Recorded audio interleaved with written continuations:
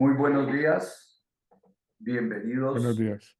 a la cuarta sesión o módulo del seminario Universidad y Biodiversidad, que va a tratar sobre el tema de investigación e innovación para la biodiversidad desde la universidad. Este seminario ha sido organizado por RUCAS, la Red Universitaria de Campus Sostenibles, que es una red que surgió en 2019 aquí en Cali, que reúne a 16 universidades de la región. Lo auspicia la Pontificia Universidad Javeriana Cali, que es la que está organizando esta transmisión. También la Universidad de San Buenaventura Cali, que nos está apoyando con este proyecto y que tendremos un encuentro el 28 de octubre en el campus de la Universidad San Buenaventura para concluir este seminario y hablar del tema de universidad y biodiversidad con la Universidad de Oxford y la Universidad de Pensilvania y toda la red de campus sostenible de Cali. También apoya este seminario la Red Internacional de Campus Sostenible, que es una red que une a 120 universidades de todo el mundo y con la que yo colaboro desde el 2022. La Universidad Nacional de Colombia, sede Palmira, que nos ha apoyado desde el principio y que hoy tenemos a Diego Fernando Mejía con nosotros acá. Está la Universidad Santiago de Cali, con Madeleine Paneso, que nos está apoyando, y está la Universidad de Oxford, que tiene un programa con las Naciones Unidas que se llama Nature Positive Universities, que es un programa para incluir la biodiversidad en las acciones de las universidades a nivel de todo el mundo. Por eso la semana pasada nos acompañaron ellos en la moderación de este evento y por eso están el 28 de octubre en la Universidad de San Buenaventura. Nos apoyó también o nos apoya también la Universidad de Pensilvania con la iniciativa de innovaciones ambientales, Jimena Trujillo, que nos ha acompañado desde el principio, y está apoyando este evento Margarita Marino de Botero, que fue integrante de la Comisión Mundial sobre el Medio Ambiente y Desarrollo, llamada la Comisión Brundtland, que elaboró el informe Nuestro Futuro Común en el 87 y del cual se desprendió todo el tema del desarrollo sostenible. Tenemos una página web del seminario en la página de la Red Internacional de Campus Sostenible, donde tenemos todos los panelistas y tenemos las grabaciones. Y hoy nos va a acompañar Laura Latorre Valencia en la moderación. Ella es bióloga, tiene una maestría en biodiversidad y ecosistemas tropicales y ha trabajado en investigaciones que tienen que ver con los niveles de glucosa en los comederos de colibríes y otra investigación que recientemente terminó sobre el efecto de el deterioro de los bosques en los llanos orientales por la siembra de palma de aceite y cómo afecta eso la diversidad taxonómica y funcional de las aves. Ella trabaja con 1.5, empresa de consultoría climática. Entonces es un placer para mí dejarlos con Laura, quien nos va a moderar esta reunión de hoy. Muchísimas gracias. Muchísimas gracias, Emilio. Quería darles la bienvenida. Es un honor para mí darles la bienvenida a este panel que va a tratar la investigación e innovación para la biodiversidad. Como dijo Emilio, en el marco de la COP16 y especialmente en un momento en que nuestro planeta enfrenta importantes desafíos ambientales, es crucial reconocer el papel fundamental que tiene la ciencia y la innovación en la conservación de nuestros ecosistemas. En términos generales, la investigación nos ayuda a comprender la diversidad biológica, pero también impulsa soluciones innovadoras que promueven la sostenibilidad y la resiliencia de los ecosistemas. Pero para mí, en mi opinión, es importante tener en cuenta la colaboración interdisciplinaria con otras áreas del conocimiento y por eso hoy traemos panelistas de diversos contextos que nos van a ayudar a entender este tema de la investigación y la innovación en la biodiversidad, pero desde diferentes perspectivas. Em, y pues, sin más, quiero presentarles los panelistas de hoy. hoy íbamos a tener a Serguei Saavedra, pero por calamidades domésticas no nos pudo acompañar, pero igual quiero presentarlo porque él tiene investigaciones muy importantes y muy interesantes. Es profesor asociado en Ingeniería Civil y Ambiental en el MIT y es ecólogo especializado en dinámicas e interacciones de ecosistemas. Esta es su página web, más tarde se las puedo compartir por el chat, pero él investiga más que todo la ecología teórica, que para mí es un poco difícil de entender, pero ha entendido muy bien cómo los diferentes cambios ambientales pueden afectar las interacciones de los organismos en un nivel como más en términos de fisionomía, y me parece muy interesante.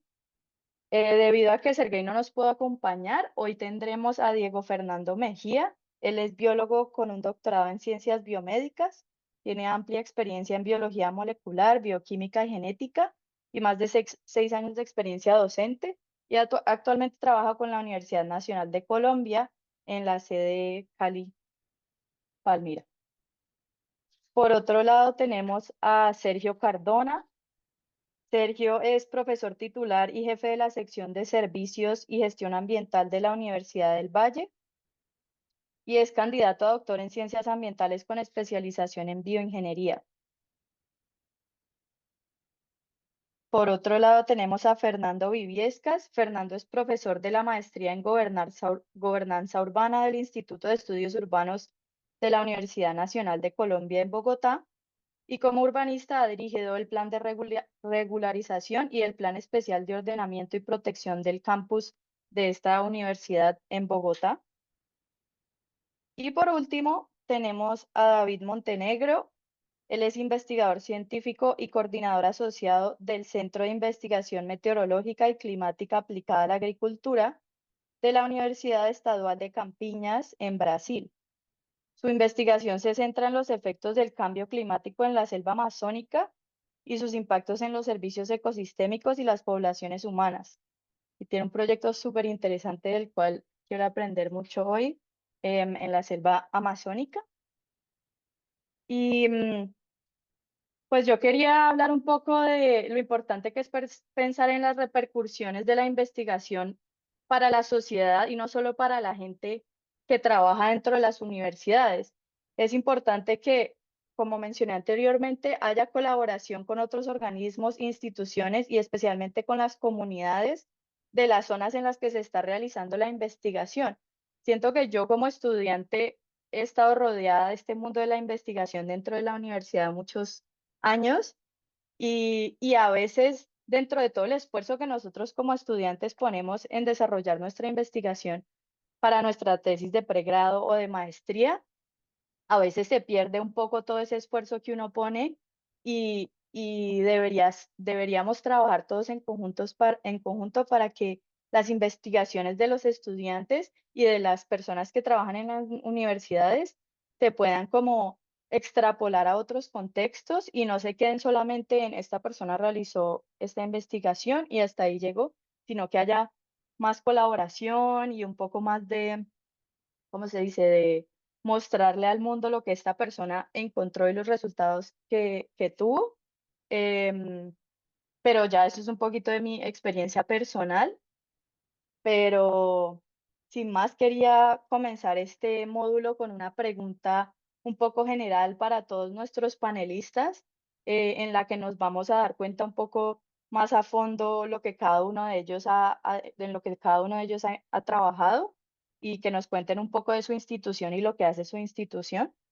Entonces, primero voy a comenzar con Fernando. La pregunta es la misma para todos en esta primera sección y es, ¿por qué es importante la investigación en biodiversidad en las universidades y cómo está su institución abordando este tema? Entonces, Fernando, si quieres te doy la palabra. Tienes alrededor de 7 minutos.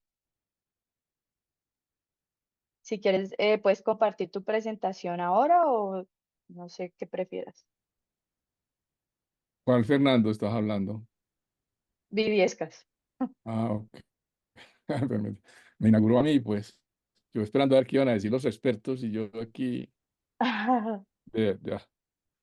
Bueno, primero que todo, muchísimas gracias por la invitación. Felicitaciones por el programa, por el proyecto, por el seminario. Yo he estado en varias, 3, 4 de las presentaciones que han hecho hasta ahora, no he perdido sino una. Para mí ha sido muy ilustrativo. He aprendido mucho porque yo pues no soy un experto de esto, yo apenas soy arquitecto urbanista pues en esta perspectiva tengo muy poca experiencia, aparte de que como urbanista sí me he puesto a ver la cuestión de la ciudad en la perspectiva ambiental, pues como es obvio, pues oye, eso entre lo pensé, pero no me considero de ninguna manera, no lo soy de ninguna manera un experto en el asunto. Voy a tratar de compartir algunas ideas para orientar lo que estamos diciendo, pero quería plantear la perspectiva de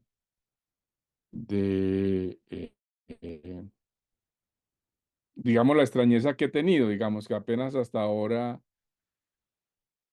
se empieza a trabajar la cuestión urbana, la introducción que hace la doctora Laura, es muy importante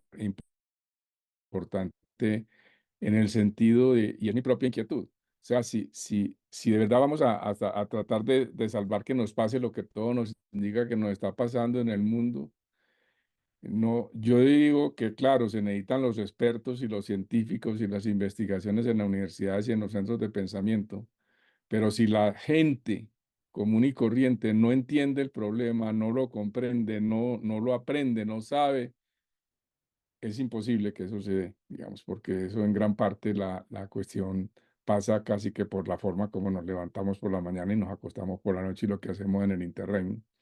Entonces, y en ese marco, precisamente, la cuestión de la ciudad es fundamental.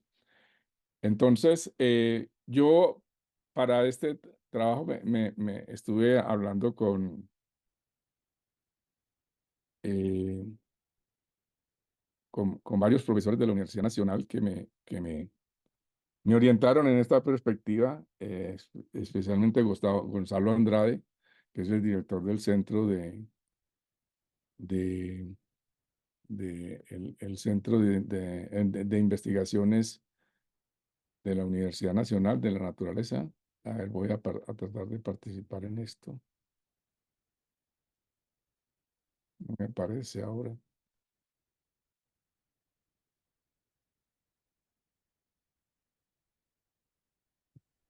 Mm,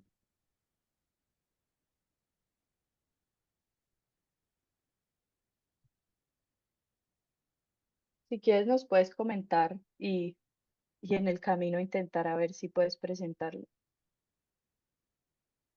Creo que ya esta no es. Pero igual aquí te vemos bien y te escuchamos bien.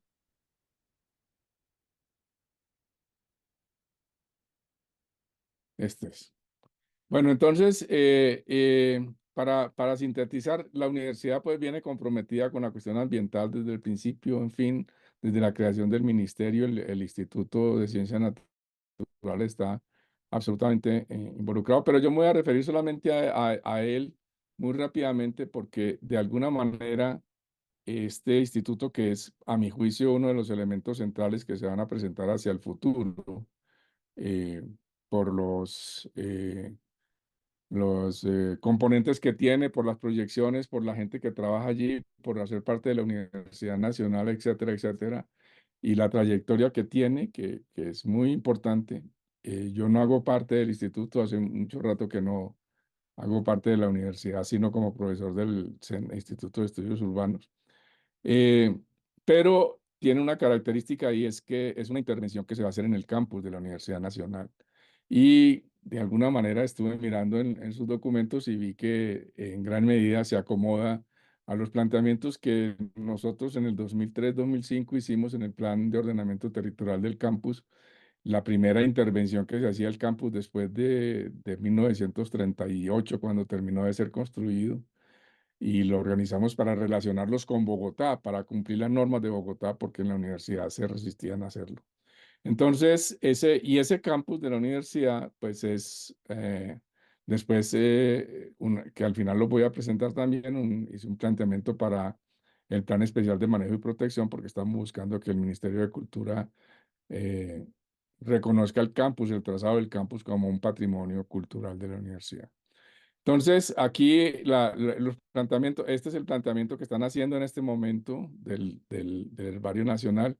Yo creo que este herbario, no, el detalle del proyecto no lo conozco, pero tiene una proyección hacia afuera, que es muy importante y que coincide con mi idea. La idea, a mi juicio, no es tanto que la universidad produzca profesionales y científicos y expertos y, en fin, todo este tipo de cosas, lo cual, por supuesto, tiene que hacerlo, ¿cierto? Sino que sea capaz de establecer mecanismos hacia afuera y proyectos culturales que sean capaces de hacer que la universidad se convierta en un centro al cual la gente va común y corriente a atender las cosas, y creo que un museo y un herbario como el que están pretendiendo hacer va a ser un elemento fundamental hacia el futuro. Me dicen que es con todos los fierros y con eso eh, se mantiene pues dentro del marco, cumpliendo todas las normas del Consejo Superior, del Ministerio, en fin, todo este tipo de cosas, pero a mi juicio rescata de alguna manera también el campus de la universidad como un elemento de atracción de ciudadanía para ir a conocer y a conocer en una parte fundamental de lo que puede ser la definición de la sociedad hacia el futuro. Eh, y en ese sentido, entonces, quiero señalar en la primera parte, dijéramos, de esta manera tan esquemática, pero tan definitiva, el papel que la universidad está pretendiendo jugar en este momento, la Universidad Nacional aquí. De esa manera también es importante porque, miren, aquí hay dos metas que se trazó desde el Montreal en el COP15 y que tienen que ver con esta perspectiva, pero que son las que más se acercan, a mi juicio, a mi ideal como investigador urbano, como ciudadano, como inquieto por las cuestiones ambientales y más que inquieto, preocupado, digámoslo así, ¿no es cierto? En la meta 12 que señalaron allí, dice que aumentar significativamente la superficie, la calidad y la conectividad de los espacios verdes y azules en las zonas urbanas y densamente pobladas. Las zonas urbanas y densamente pobladas, a mi juicio, son las ciudades y las metrópolis contemporáneas, pero no sé por qué el documento no habla de en esos términos, digamos, ni en la meta 21, donde habla también de un elemento fundamental que es fortalecer la comunicación, la sensibilización, la educación, en fin, eso ya seguramente ustedes lo conocen en detalle. Pero el punto central es que me parece a mí que en ese sentido, el aumento, la aparición del herbario y toda la que hay alrededor de ellos va a contribuir a llenar, porque me parece que el espacio está muy vacío, o suena por lo menos muy vacío en este seminario, en la relación de las ciudades, que para mí son los mismos los elementos más centrales, entre otras cosas. Lo mismo pasa con las cuestiones misionales del parque, de los parques nacionales naturales de Colombia, donde también se habla como muy en abstracto de las ciudades. Aquí ya por lo menos aparece la ciudad y demás. Y para mí, con esto voy terminando esta primera parte, para mí, lo pongo para la discusión con ustedes, es la ciudad de la concentración más compleja de biodiversidad creada por la humanidad. Y además es la máxima demanda humana de conocimiento. Entonces, en ese sentido, hay que fortalecer, hay que poner mucha fuerza, mucho detenimiento, mucho conocimiento en el papel de de las ciudades se están jugando, no solamente en el sentido negativo, sino en el sentido de la prospección hacia el futuro. Eso es un elemento, yo sé, evidentemente político, pero ahí acudía al término de vía política tal como estuvo desarrollando Michel Foucault, porque pues en última instancia estamos trabajando es cómo racionalizar los problemas esto me parece interesantísimo, de un conjunto de seres vivos constituidos como población. Y esos problemas son la salud, la higiene, la natalidad, la longevidad, etcétera. Entonces, ese es como el marco de mi participación, con lo cual quiero reiterar mis agradecimientos y quiero dejar para más adelante otras perspectivas que estoy planteando, pero quiero plantearlo en esos términos. Muchísimas gracias, doctora Laura y compañeros.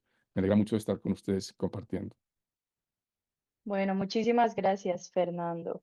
Ahora quiero invitar a Sergio a responder la misma pregunta, te la repito, porque es importante la investigación en biodiversidad y en en las universidades y cómo está su institución abordando este tema. Ok, muchas gracias. Ya me apoyo un poco en la presentación. Bueno, muchísimas gracias por invitarme a este evento tan importante eh, realizado por RUCAS y con el apoyo pues, de las universidades que ya mencionó el profesor Emilio. Em, ¿Cuál es el primer paso para proteger nuestra biodiversidad?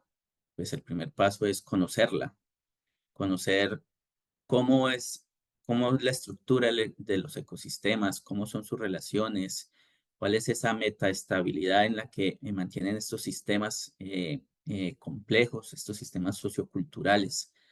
Entonces, digamos que la gestión del conocimiento, que es como el resultado de la investigación en las universidades, digamos que hay una muy buena capacidad instalada para desarrollar. En la Universidad del Valle, pues tenemos toda una capacidad instalada para desarrollar todas estas investigaciones. Tenemos 7 centros de investigación, 6 institutos de investigación. Tenemos alrededor de 258 grupos de investigación registrados, 644 semilleros de investigación aprobados. Tenemos alto número de docentes con preparación a nivel doctoral. Tenemos diferentes grupos de investigación clasificados por MinCiencias en A1, B y C. Entonces, digamos que pues, la universidad tiene toda una capacidad instalada para investigar.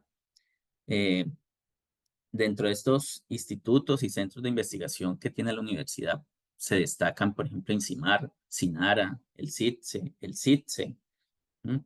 Que digamos que sus investigaciones han dado grandes aportes para la conservación de la biodiversidad, sumado a toda esta investigación y toda esta producción científica que tenemos a través de los grupos de investigación que, digamos, se agrupan en las diferentes facultades que tenemos en la universidad.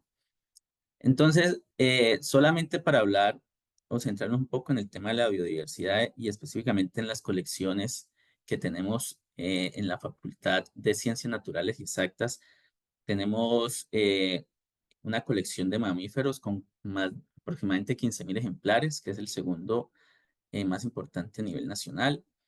El tercero en importancia respecto a anfibios y reptiles, con 6.663 registros.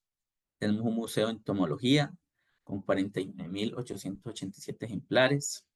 Colecciones marinas de aproximadamente 13.542 especies. En ornitología también tenemos una cantidad importante de especies, el 40% total de las especies registradas en Colombia, pues las tenemos dentro de nuestras colecciones, son 5.608. Y en el herbario, pues que digamos que es un orgullo también importante para la universidad, es el cuarto en Colombia, pero contamos con 70.000 ejemplares. También aparte de estas colecciones, pues la universidad ha aportado a conocer un poco más lo que les decía yo al principio de que para preservar la biodiversidad, pues lo primero o lo más básico es conocerla un poquito. Entonces, digamos que en ese sentido se ha aportado al estado del arte con 4 especies de crustáceos, 9 especies de tocópteros, una especie de orquídea. En la Universidad del Valle, incluso en el campus de Meléndez, se descubrió la Galla muticiana, ¿sí? Una nueva especie también que le descubrió el profesor Philip Silverstone hace pues ya varios tiempo atrás. Y el Departamento de Biología solamente contribuye al CIP aportando en más de 60.000 registros biológicos. Entonces, digamos que aparte de toda esta capacidad instalada que ya tiene la Universidad del Valle a través de sus centros y sus grupos de investigación.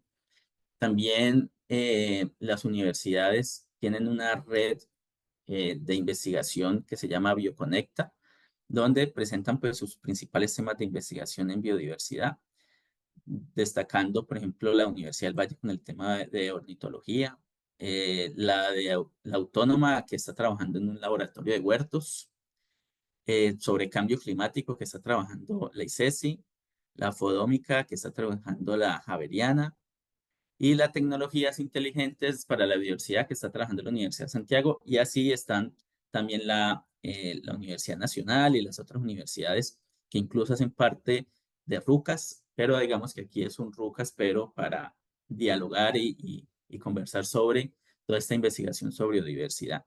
Entonces, como les decía, para mí el tema de la investigación con el fin de generar conocimiento con todos los obstáculos que tienen financiamiento, digamos, en articulación con otros actores que puedan tener, para mí no está mal. Para mí el tema es pasar de esa tradicional gestión del conocimiento y que esas colecciones y todos estos artículos y toda esta promoción del conocimiento quede solo para otros científicos o quede en los anaqueles de la universidad, sino para mí el asunto ahora es cómo esta investigación realmente va a la comunidad, cómo se genera la apropiación social del conocimiento. Entonces, pues para cuando me toque mi segunda intervención, digamos que quiero dejar es como un abrebocas, incluso que nos sirva para el debate, me parece que más allá de la gestión del conocimiento, sí yo puedo generar conocimiento sobre los ecosistemas, pero ¿cómo le digo o cómo le transmito esa información a las comunidades para que realmente se genere gobernanza y pasemos realmente a una conservación de los ecosistemas? Para mí ese es el punto álgido y hacia donde tenemos que trabajar fuertemente. Muchas gracias. Ya quito la presentación. Muchas gracias, Sergio. Em, Muy interesante intervención. Me gustó mucho lo de la red de Bioconecta. Voy a investigarla.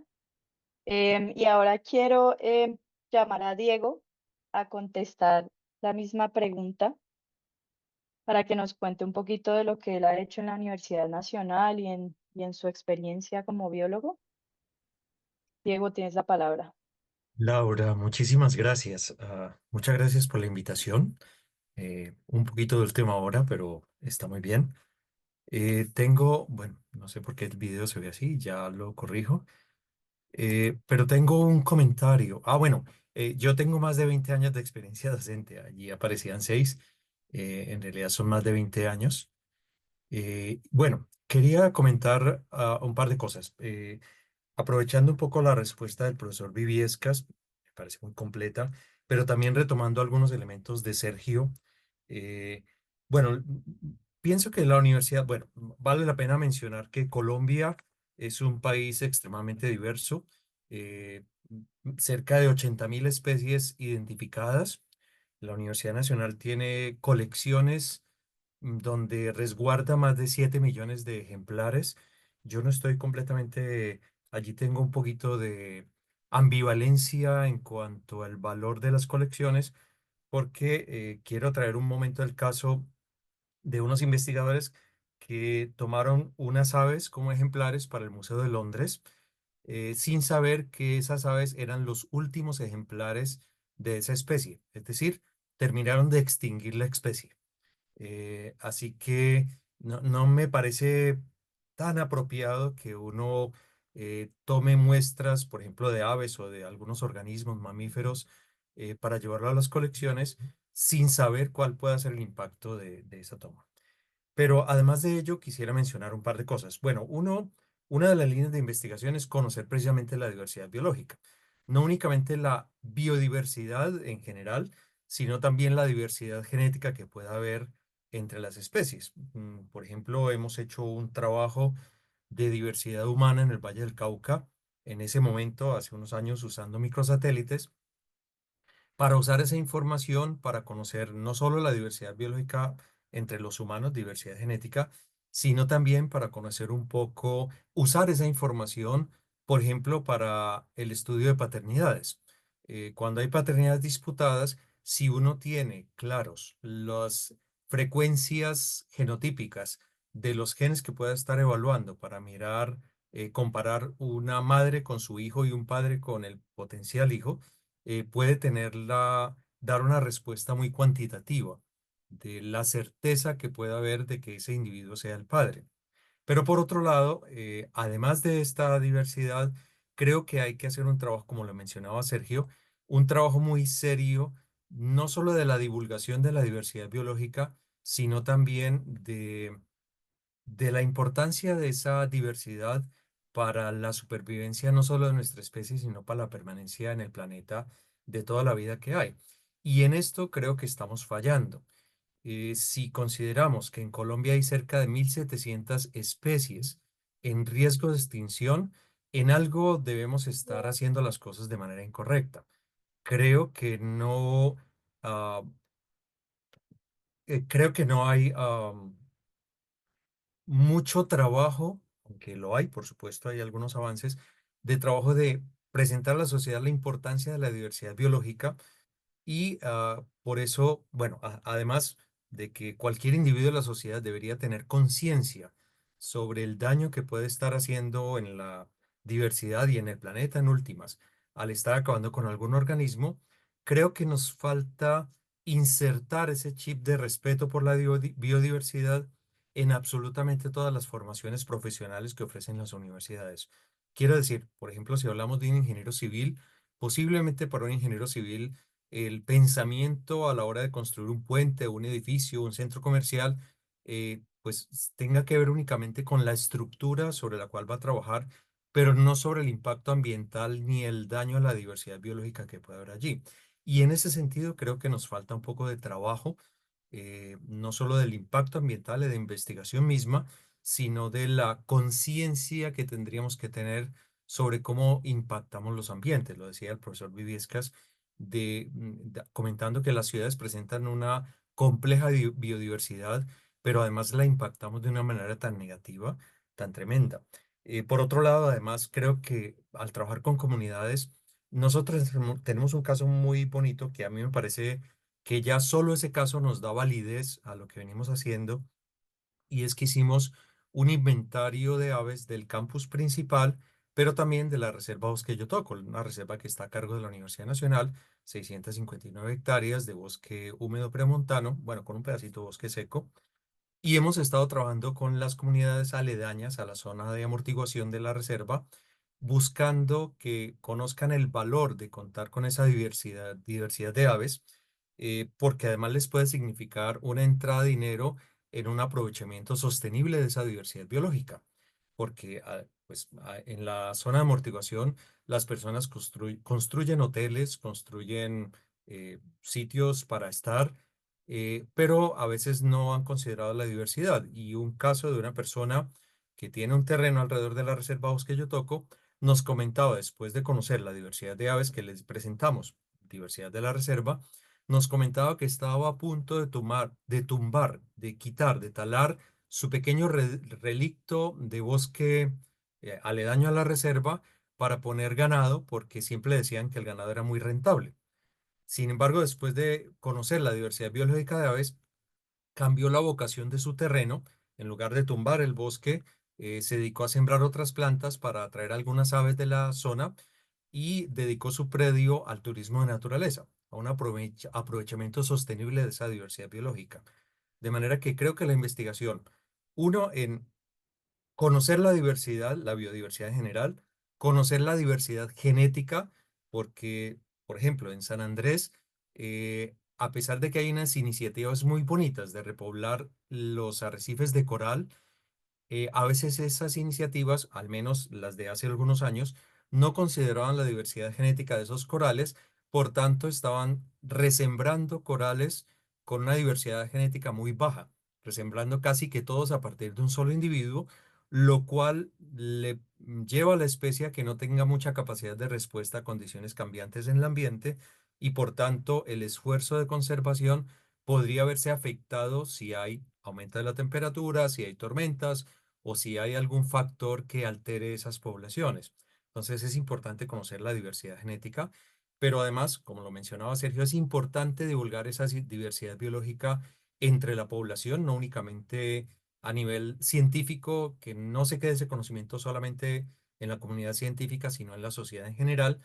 Y finalmente creo que hay que hacer un trabajo de divulgación importante en todas las profesiones.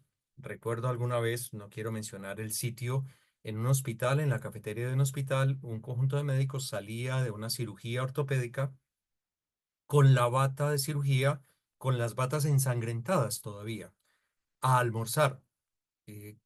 Pienso que eso es de un riesgo mayúsculo de falta de conocimiento posiblemente sobre el impacto, imposible que no lo conozcan, sobre el impacto que puede tener la exposición a otros patógenos.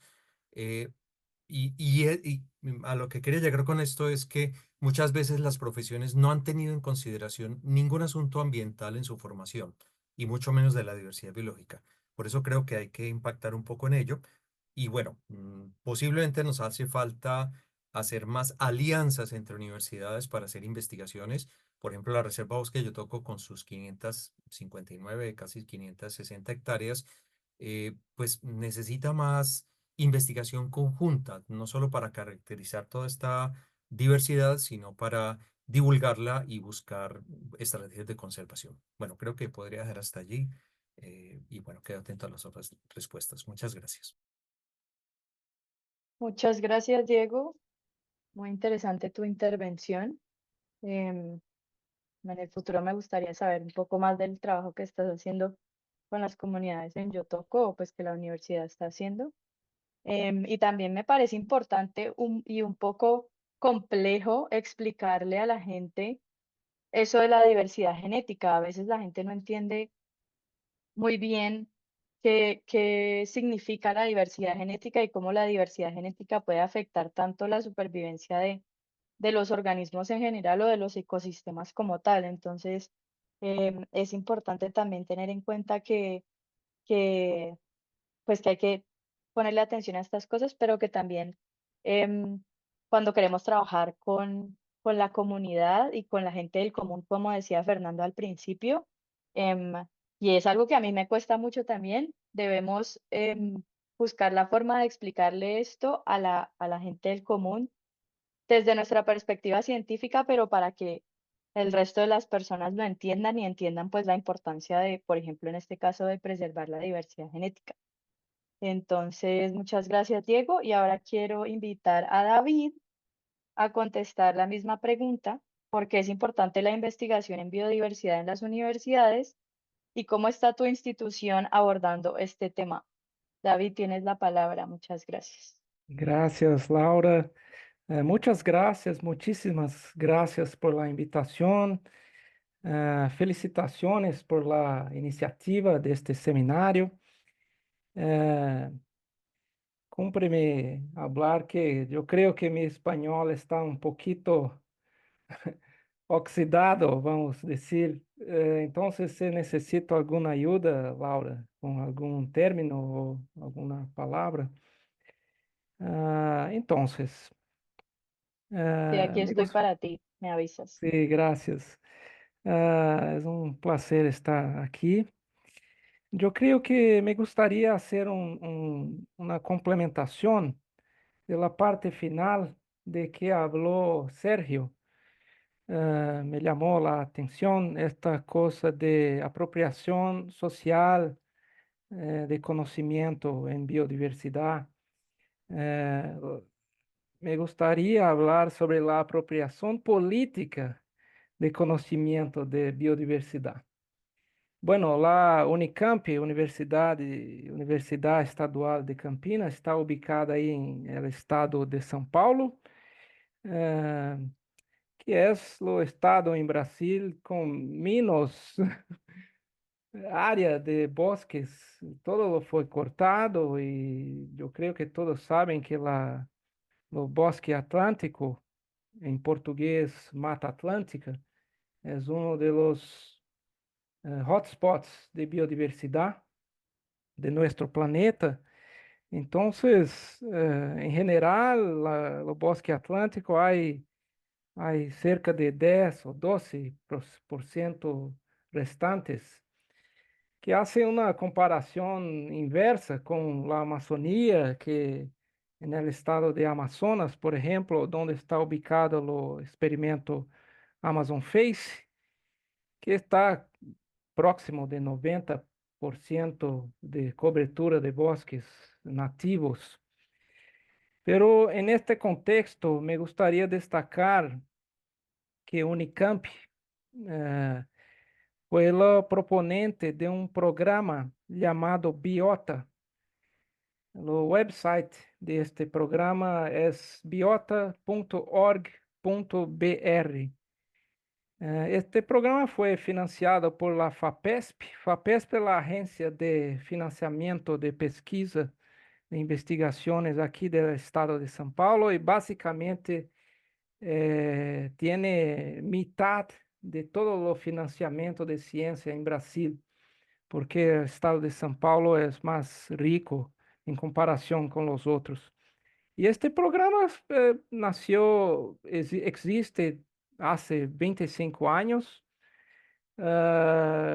dedicado a la pesquisa a mapear biodiversidad que nosotros no conocemos, estudar otros aspectos de la biodiversidad conocida, la ecología, taxonomía, y también proponer áreas de conservación.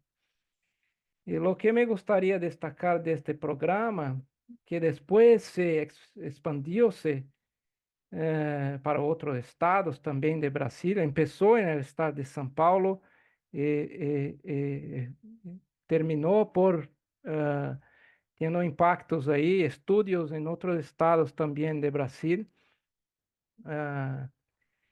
Lo que me gustaría destacar de este programa Lobiota es que culminó con la emisión de decretos del gobierno estatal de São Paulo, creando nuevas áreas protegidas en el estado,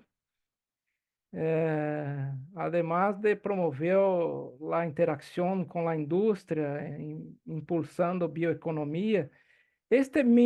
Lo mayor impacto fue la creación de áreas protegidas, y esto baseado en el conocimiento, en esta interacción con la universidad.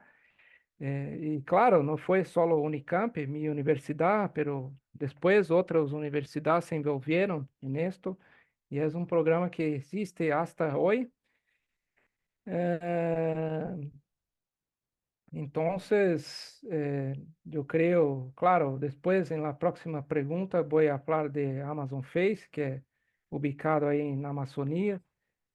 Pero creo que este es un buen ejemplo de cómo este conocimiento en biodiversidad puede llevar tiempo, pero puede llegar a una buena interacción con políticas públicas y que, que estimulan ahí la conservación, creación de áreas protegidas. Pero lo Amazon Face que voy a hablar en la próxima pregunta habla más de esta interacción entre biodiversidad y cambio climático. Creo que, pero hay también ahí una pretensión de influenciar las políticas públicas, pero en otro ámbito, no es solamente para creación de áreas protegidas, que claro, es importante para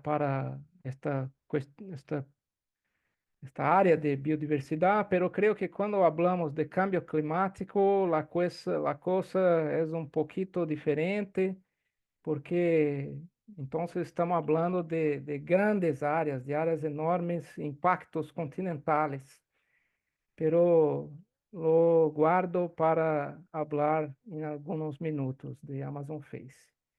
Para por aquí, Laura, devuelvo la palabra a usted. Gracias. Gracias, David. Muchas gracias. Bueno, terminando esta primera sección, tuvimos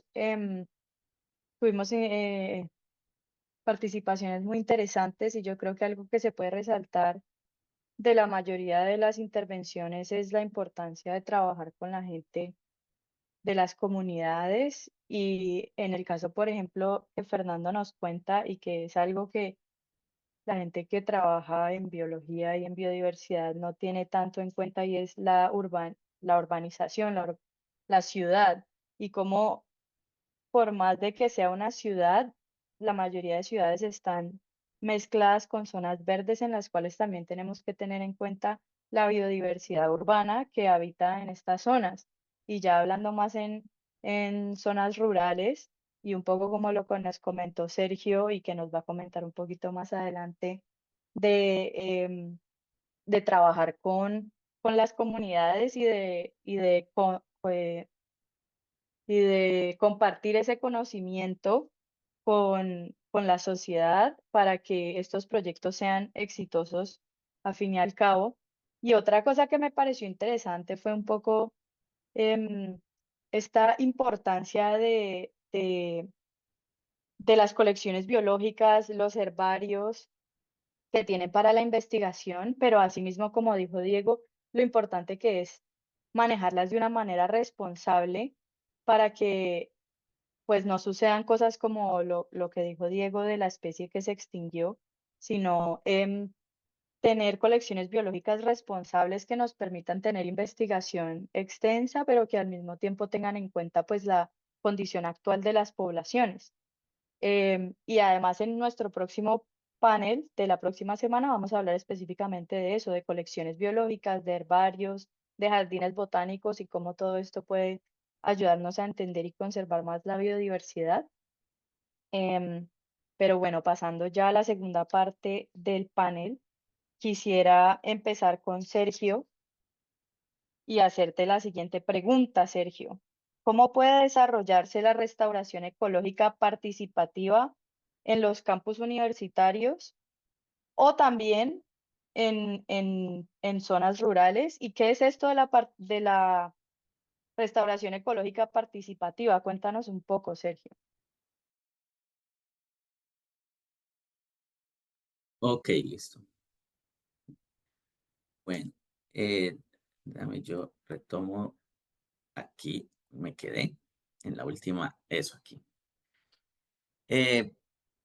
Listo, para poderles hablar un poquito de, como de la restauración ecológica participativa, pues es como importante hablarles de lo que nos llevó a, a trabajar este proyecto. Y no solo es un proyecto de restauración ecológica que está enmarcado dentro de mi investigación doctoral, sino que dentro del sistema de gestión ambiental, que está conformado por diferentes profesionales con diferentes disciplinas y diferentes visiones y experiencias, hemos visto en la restauración ecológica participativa del ecosistema que alberga el campus de la universidad, que es el Bosque Seco, una oportunidad para generar esta apropiación social del conocimiento.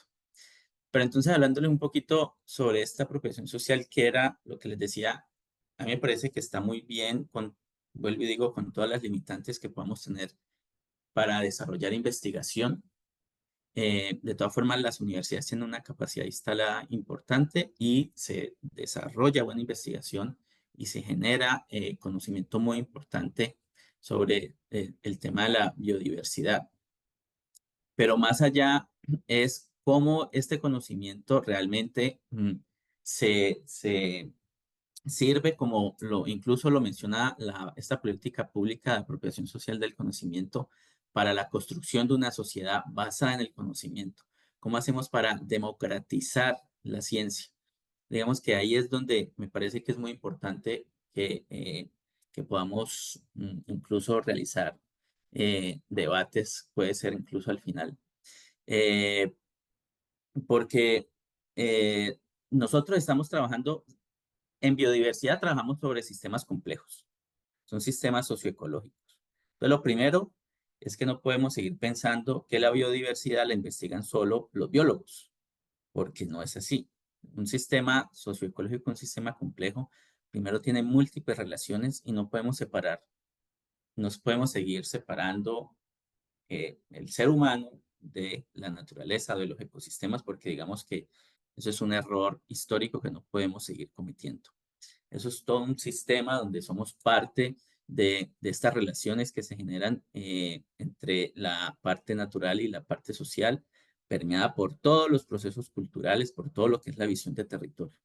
Entonces, digamos que debemos entender que estamos trabajando por sistemas complejos, que no es suficiente ya una ventana disciplinar para abordar esos sistemas complejos, sino que se requiere de una investigación ya que integre diferentes visiones, diferentes saberes, para incluso no solo el científico, sino el tradicional, las visiones del territorio, toda esta biocultura que se genera en los territorios es muy importante para todo lo que es la investigación sobre la biodiversidad.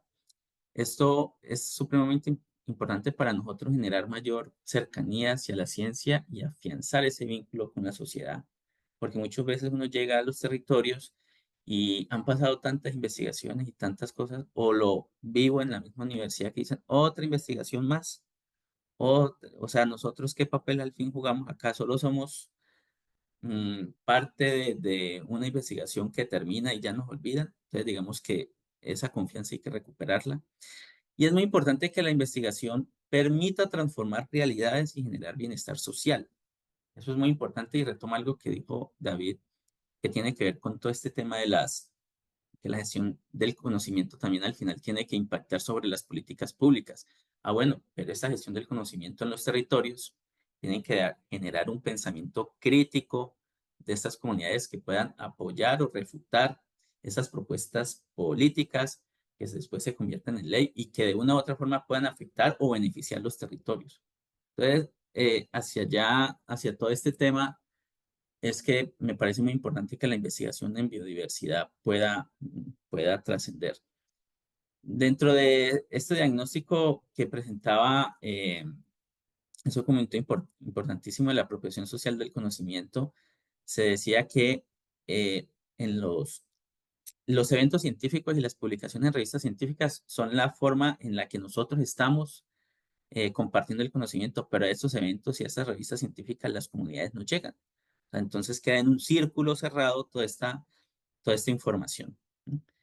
Y también lo decían, y me parece que incluso lo he vivido, es que cuando decimos, no, es que vamos a definir unas estrategias de participación y vamos a establecer unas pedagogías, ¿en qué quedan esas pedagogías? Entonces, en actos de reuniones, en acuerdos, certificados de participación, en invitaciones a eventos, pero realmente no hay una estrategia de participación que promueva la participación de la sociedad y mayor aún que trascienda a la gobernanza de los territorios, ¿sí? A la gobernanza de sus ecosistemas, porque si no logramos hacer eso, pues sencillamente la conservación no se va a dar. Entonces nosotros, por más que investiguemos, pues la investigación va a quedar allí, pero vamos a seguir perdiendo biodiversidad si no trascendemos hacia la gobernanza y a la apropiación social del conocimiento. Y para eso no hay fórmulas mágicas ni resultados extrapolables. Cada intervención o cada investigación en territorios son diferentes por los contextos que hay en el territorio, por las visiones que tienen las comunidades en sus territorios. Entonces, digamos que en ese sentido se desarrolló todo este tema de la restauración ecológica participativa. Es un proyecto que se desarrolló en la Universidad del Valle, Campus Meléndez, que está ubicado, pues el Campus Meléndez está ubicado en la ciudad de Cali, al sur de la ciudad, en la comuna 17. Y estamos impactando casi 5 hectáreas, donde teníamos una matriz muy fuerte de un pasto que es muy agresivo, que es el pasto guinea, que nos tenía una sucesión ecológica detenida de un pequeño parche en restauración, que llevamos menos 30, 40 años en ese proceso. Entonces lo que quisimos fue empezar como a recuperar todo este parche de bosque, pero en el entendido de lo que he estado conversando y de la visión que tenemos en el sistema de gestión ambiental de la universidad, es que no basta con restaurar la naturaleza. Nosotros necesitamos restaurar la relación sociedad-naturaleza, porque nosotros podemos restaurar, pero si no restauramos esa relación, no podemos pasar de la restauración a la conservación.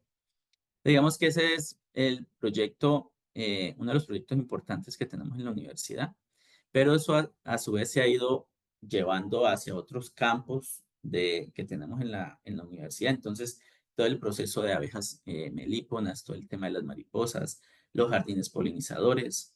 Ahora recientemente estamos trabajando con el cabildo indígena y con otros actores importantes del campus para hacer jardines con una visión de territorio de estos colectivos. Entonces, digamos que es cómo empezamos es a generar esas dinámicas para que podamos restaurar esa relación social-naturaleza.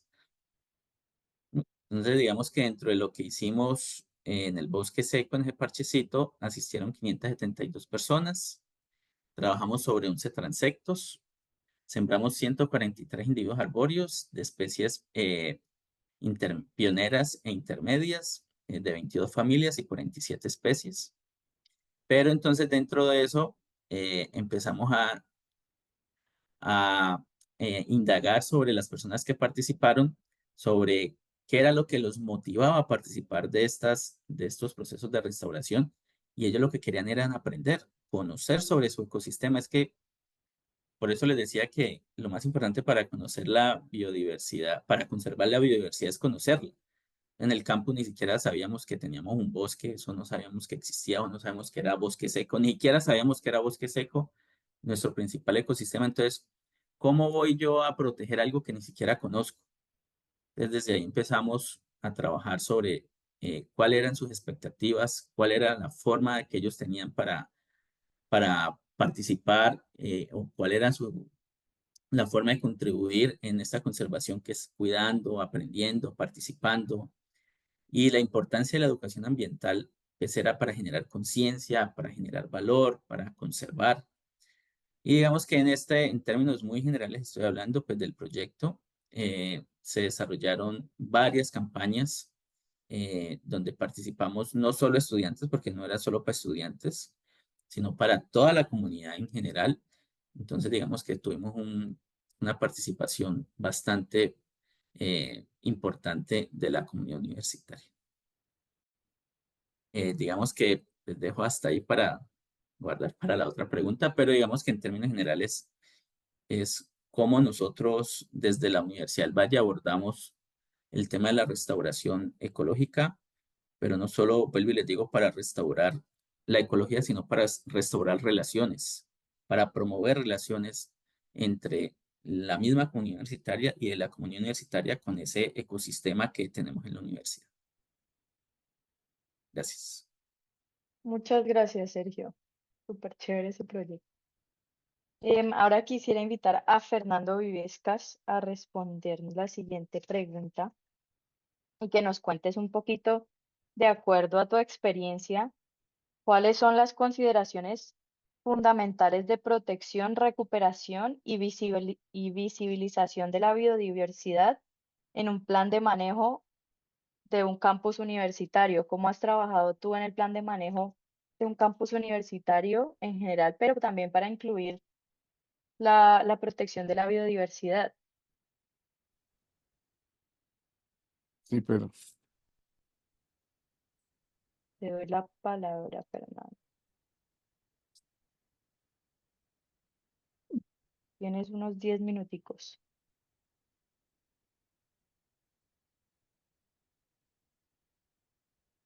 ay, gracias. Estoy tratando de ver cómo es que le hago a esto. No Con la logro, flechita verde, claro, pero dice una participación, puede compartir a la vez.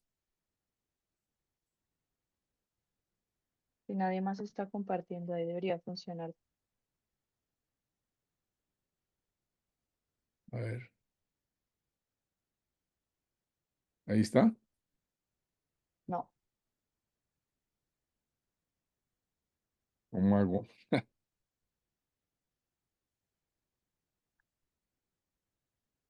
no sé, yo creo que lo mejor es responder y intentar darnos una visión de lo que está en la presentación, pero con tus palabras. Sí, es una lástima porque tenía necesidad de mostrar, tengo Claro, las necesidad de fotos. mostrar no solamente las fotos, sino el discurso, porque si no queda muy abstracto. ¿Por qué no le das la palabra a otro? Yo trato de ver cómo se Vale. resuelve aquí esto y me excusas, pero pues le atiendo. David, podría llamarte a ti a responder y que nos cuentes un poquito Ah, sobre, sobre el excelente proyecto en el que estás trabajando. ¿Podrías explicar en términos accesibles al público en qué consiste el programa de Amazon Face, sus objetivos y su situación actual? Y voy a intentar, pero que me gustaría también compartir mi presentación. Ujú. Entonces, solo un ratito aquí. Aquí está. ¿Ya la tiene? Sí, perfecto, ahí la vemos muy bien. Entonces, lo Amazon Face, creo que vamos a cambiar un poquito lo asunto, porque este es sobre la interacción entre cambios climáticos y biodiversidad, que yo personalmente creo que sea un asunto poco explorado. Por ejemplo, en la Amazonía hay mucho foco en desflorestamiento, pero pocas acciones de financiamiento para combater las acciones de clima en la floresta. Amazon Face es un programa desde 2014, es oficialmente un programa de investigaciones de los Ministerios de Ciencia, Tecnología e Innovación de Brasil. Y actualmente, hoy es financiado por este ministerio y parte por el gobierno británico y coordenado ahí por lo INPA, Instituto Nacional de Pesquisas da Amazônia, en Manaus, y mi universidad Unicamp con participación de lo Met Office, que es lo escritorio de meteorología británico. Entonces ya deja claro ahí que trata-se de algo de la interacción con cambios climáticos. Bueno, yo creo que la mayoría de las personas, principalmente de universidad, ya ouviu hablar de esta hipótese de lo tipping point de la selva amazônica.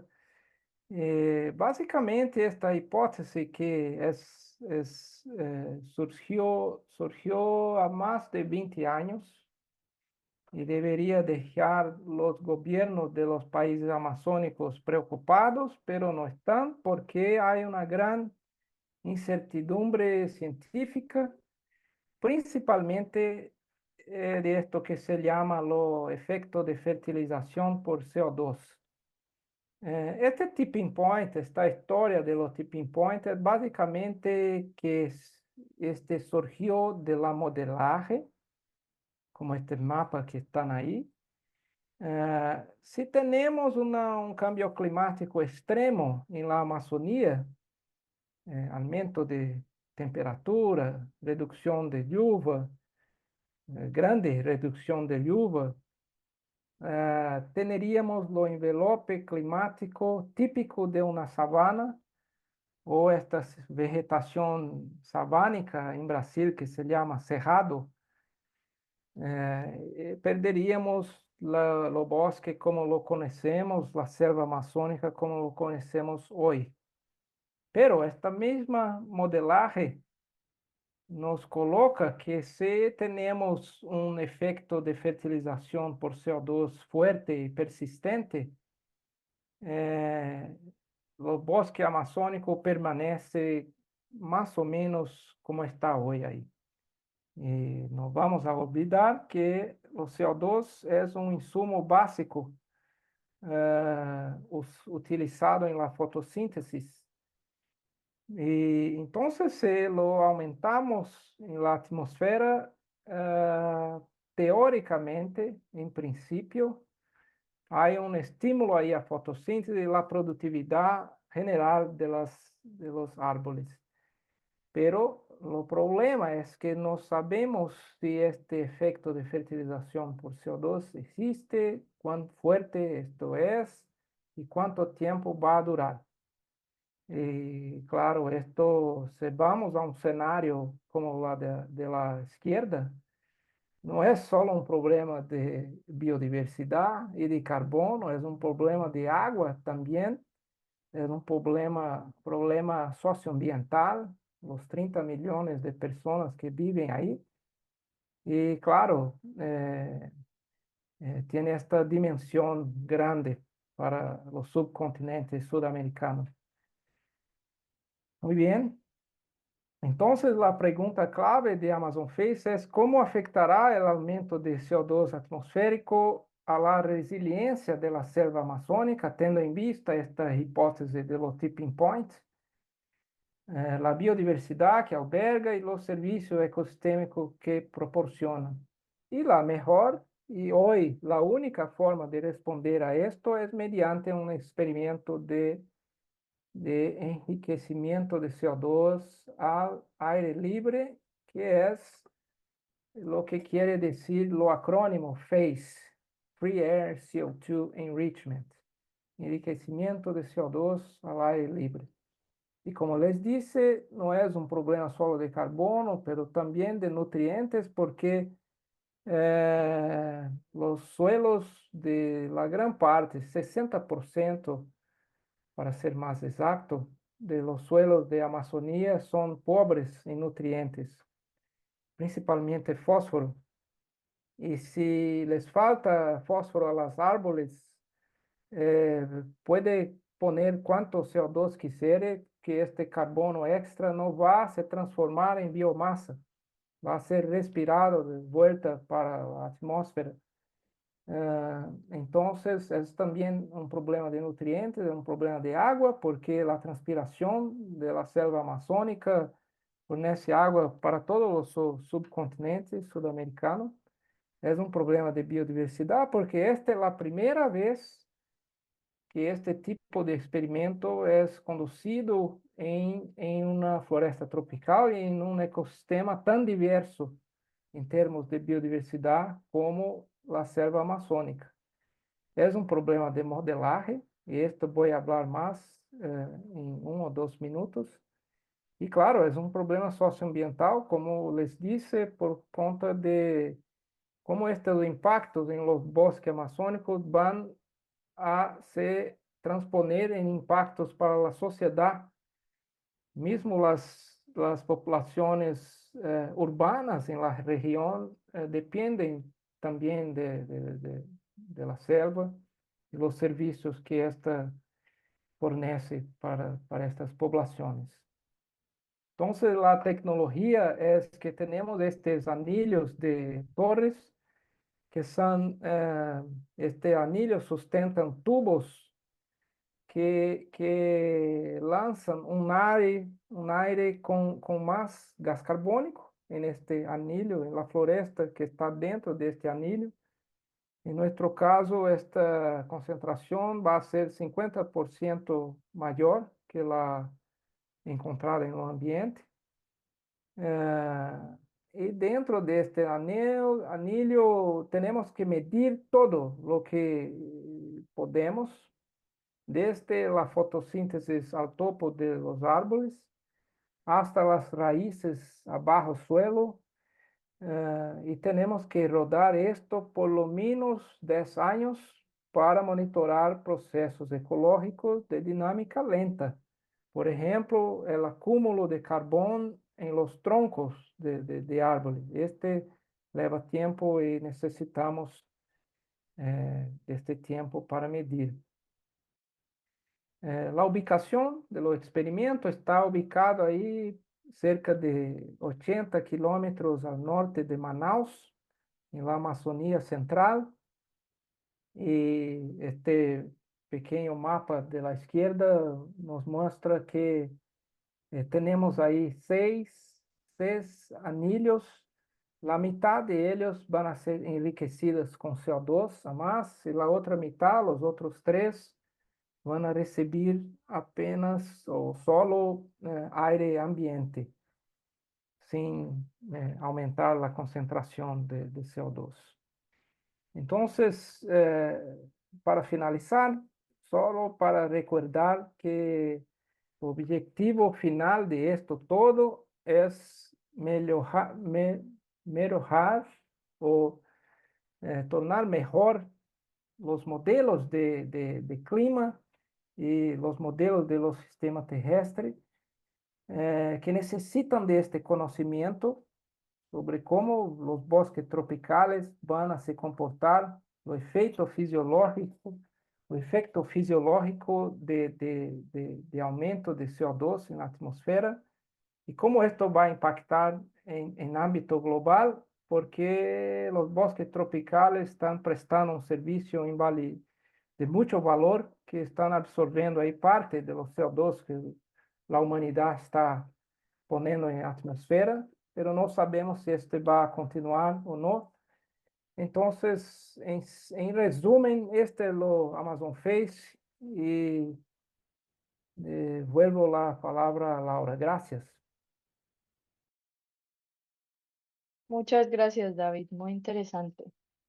¿Puedes dejar de compartir la pantalla, por favor? Ahora le doy la palabra a Fernando otra vez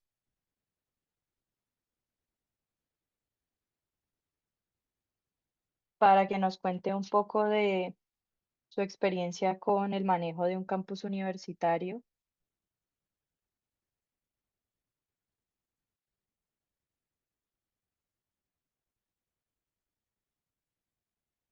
¿Ahí lo ven?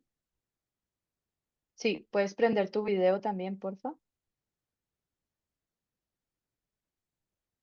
Eso, Ahí está, ya lo sí. vemos bien. Sí, Sí. Ah, ok. Entonces, a ver. Ah, pero alguien me lo está pasando. Tienen que pasarlo hasta el momento sí. donde íbamos, por favor. Más, más. Sigue, sigue, sigue. Sigue, sigue, sigue, por favor. Hay una en blanco enseguida y sigue.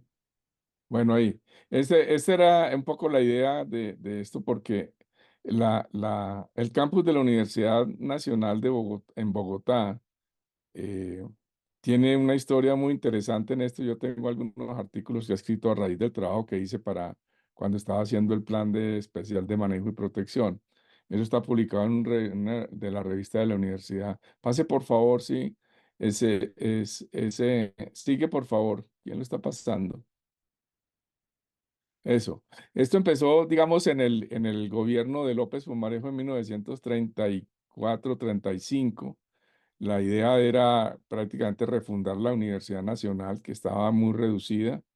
Y fue muy interesante porque el planteamiento de López Pumarejo planteaba la educación como un elemento fundamental para la reindustrialización del país, y esa educación, que era completa, tenía en la universidad el centro de investigaciones y el centro de formulación de conocimiento, que se suponía que era un elemento fundamental para el desarrollo de la sociedad, pero además tenía, entre otras cosas, una mirada muy interesante sobre la necesidad de conocer el territorio nacional, que no se conocía o que se conocía muy poco, a pesar de lo que se había hecho, y él quien pensaba que se tenía que extender tremendamente ese conocimiento, además de todas las demás perspectivas.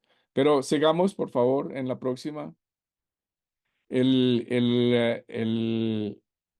entonces significó la compra de un lote que, entre otras cosas, era tan extenso como casi el 7% de lo que la ciudad tenía construida en 1935-36, que eran aproximadamente unas 2.000 hectáreas. Él compró un lote de 140 hectáreas, a todas luces, decía todo el mundo, absolutamente exagerado o de loco, lo trataron de todo, le dijeron, porque ha comprado un lote de esa naturaleza. Él tenía una visión de la universidad muy grande, y de todas maneras desarrolló ese punto con el ánimo de darle un territorio, dijéramoslo así, al conocimiento, a la ciencia, a la tecnología, a la investigación, etcétera, etcétera, una cosa que no se tenía. Sigamos, por favor. Y entonces compra ese lote y de una u otra forma, curiosamente, se convierte en el primer campus universitario de América Latina, eh, eh, proyectado para la modernización de la sociedad. Incluso, pues, campus como el de México o el de la Universidad Central de Venezuela, los arquitectos vinieron aquí a conocerlo antes de proyectarlos allá como 10 años después. Pero lo interesante de esto es que en Colombia no había ni siquiera facultad de arquitectura, no había cómo llenar esto. De todas maneras, él consiguió un arquitecto y un pedagogo alemanes. Páselos, por favor, que vinieron aquí a Colombia y, y, y atendieron lo que él decía, porque él primero, él dijo que confiaba mucho en la cuestión o pretendía mucho que fuera la construcción de los edificios, la configuración del campus, el elemento central para poder construir esa universidad que él pretendía articular al desarrollo del país. Sigamos, por favor.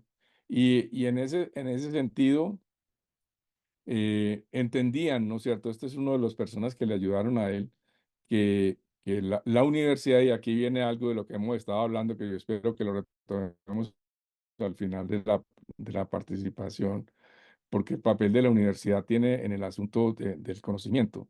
Y ya hablaban ahí en 1937 de que no solo los hombres de ciencia o los profesionales salidos de los árboles les interesa la universidad, sino las grandes masas ciudadanas. Ya en ese momento se hablaba en esos términos por parte de Luis de Zulueta, se planteaba el problema de la universidad. Sigamos, por favor, que estaba haciendo una perspectiva muy grande, porque el otro elemento que planteaba el campus de la universidad con esas proporciones era, y aquí viene un punto central, era jalonar el desarrollo de Bogotá hacia el occidente, porque Bogotá en ese momento no tenía sino 350.000 habitantes, pero se había pegado a los cerros, y el desarrollo que tenía, ustedes pueden ver un plano ahí, es de 1937. El campus de la universidad está ubicado ahí y está rodeado prácticamente de nada, digamos. Algunos que se oponían al proyecto de López Pumarejo decían que López Pumarejo había puesto la universidad ahí para que los pobres no pudieran ir porque quedaba muy lejos de sus casas. En todo caso, el punto central ahí, y es el que yo quiero señalar, la universidad ya tenía el campus de la universidad tenía una relación directa con el proceso de urbanización, aun cuando fuera apenas de un visionario, digamos, pero está ligado al desarrollo de la ciudad y al desarrollo del territorio, como vamos a ver en adelante. Sigamos, por favor, en esta, muy rápidamente. Bueno, estos ya son los esquemas, la forma como se acomodó al campus, en ese campus digamos, aislado que había ya. Este era un arquitecto excelente de la modernidad, Leopoldo Rotter, y dejó esos esquemas, pero sigamos, por favor, porque esta es una mirada absolutamente nueva. Y sin embargo, miren ustedes, este es tal vez el dibujo más antiguo de los que quedaron finalmente, porque hubo un proceso muy largo de formulación del proyecto, pero lo que quiero señalar es que este esquema muestra una perspectiva absolutamente ambientalmente sostenible, digamos, había un compromiso enorme con la naturaleza, la arborización era tremenda, el sentido de lo verde era el centro del asunto, digamos, y con esa perspectiva el campus pretendía y buscaba llevar adelante la relación no solamente con el conocimiento en general y amplio y total, sino el jalonamiento del desarrollo urbano, pero en una perspectiva en la cual aquí se creaba ya el primer parque, el primer espacio público complejo que tenía el país, absolutamente pensado y absolutamente diseñado, digamos, casi que en su totalidad. Sigamos.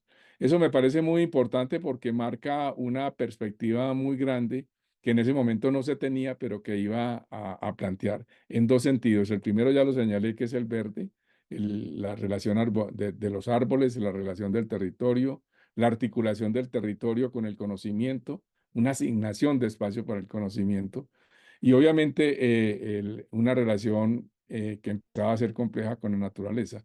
Después la historia nos va a mostrar cómo todo esto, pues, entre otras cosas, porque fue prácticamente el único proyecto completo de los que López planteó que existió. Sigamos, por favor. Ahí está usted la evolución del asunto. Y, y, y aquí en esta mostramos, digamos, la proyección que se tenía, digamos, la capacidad de abstracción que el arquitecto hizo para llevar esto de una aldea a una perspectiva absolutamente moderna de diseño, pero en el compromiso con la ciudad antigua. Aquí ahorita vamos a mirar la forma como este arco planteaba el asunto y este otro, la ciudad que se venía hacia el futuro. Sigamos, por favor. Entonces, había una relación, dijéramos, provisoria, digamos así. La relación era absolutamente conscientemente compleja, pero eh, se asumía tremendamente la perspectiva de la relación con la ciudad. Se extendió la calle de 45 que no existía, y ese es el origen del arco que tenemos planteado aquí en este desarrollo, y el otro es el arco que se hace hacia la ciudad del futuro. Sigamos, por favor, si pasamos. Finalmente, la ciudad efectivamente se desarrolló alrededor del campus de la universidad. El anterior, por favor, esa foto. Esta es tomada de los cerros desde los cerros de Bogotá, y ahí se ve la relación del campus con lo demás. Esto es muy importante para la siguiente sección, donde voy a hablar específicamente del campus y la relación con la ciudad en términos ecológicos, porque aquí se ve claramente cómo la universidad participa del Parque Simón Bolívar, que ustedes ven hacia la derecha, ¿no es cierto? Y el campus haciendo parte fundamental de lo que es la estructura ecológica principal. Aquí se ven también las estribaciones del río Arzobispo que vienen hacia acá, hacia donde estamos nosotros, y cómo esa perspectiva se va dando de una potencia enorme en términos de la universidad liderar una relación con una ciudad tan compleja como es Bogotá. Sigamos. Esta es vista desde el sur, y aquí está el campus en lo que es ahora, digamos, que a pesar de todo el descuido y la forma como apenas ahora estamos volviendo a rescatar el sentido del campus, pero ya desde la perspectiva netamente y conscientemente ambiental, va quedando de todas maneras como un elemento absolutamente rescatable para eso. Yo creo que dejo ahí para la siguiente, dejar la última, y le agradezco mucho a quien está pasando Emilio, las fotos. Muchas gracias. Muchas gracias, Fernando. Muy interesante todo ese contexto histórico del primer campus universitario de Latinoamérica, que la verdad Así es, no conocía mucho. Súper chévere. así es. Esa es una de las cosas que podemos hablar ahora de eso, entre otras. Vale. Muchas gracias a todos. Les estoy poniendo algunos comentarios en el chat para que vayan sabiendo de lo que estamos hablando, y ya pronto les voy a poner los links y las páginas web de los proyectos de cada uno de los panelistas, además de la página web del seminario.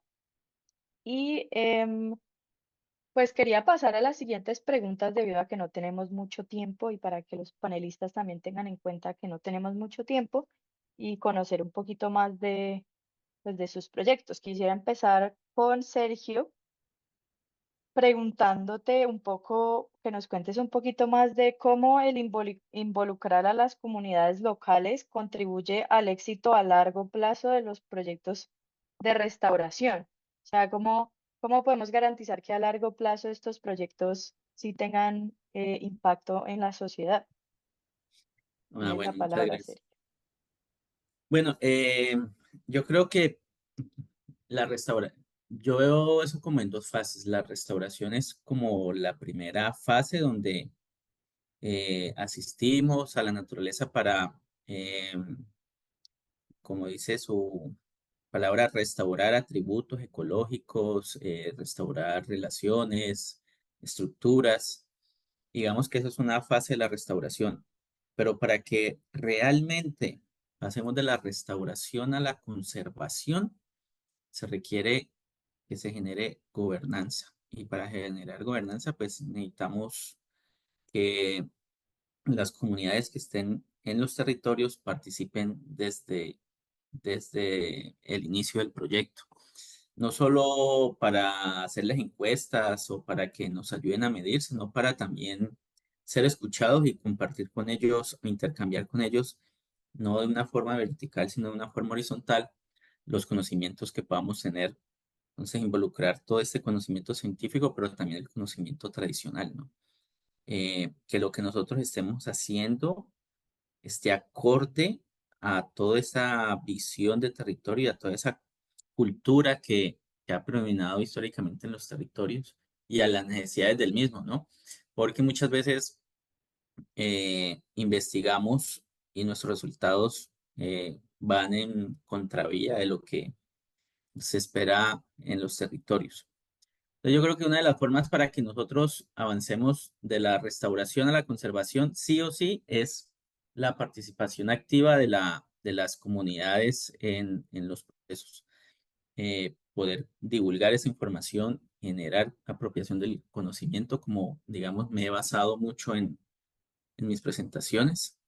Y en la universidad, pues lo hemos visto, ¿no?